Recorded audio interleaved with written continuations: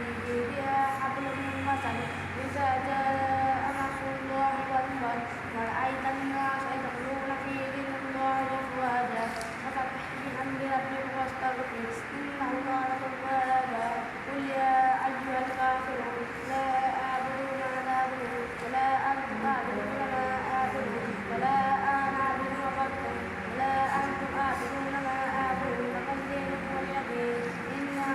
أعطيناك الكوثر فصل لربك وانحر إن شانئك هو الأبتر أرأيت الذي يكذب بالدين فذلك الذي يدعو اليتيم ولا يحض على طعام المسكين ويل للمصلين الذين هم عن صلاتهم ساهون الذين هم يراءون ويمنعون الماعون لإيلاف قريش إيلافهم رحلة الشتاء والصيف فليعبد رب هذا البيت الذي أطعمهم من جوع وآمنهم من خوف ألم تر كيف فعل ربك بأصحاب الفيل ألم يجعل كيدهم في تضليل وأرسل عليهم طيرا أبابيل ترميهم بحجارة من سجيل فجعلهم كعصف مأكول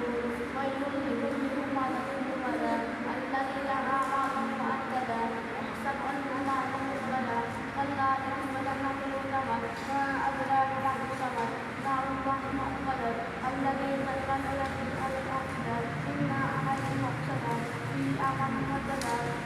والأرض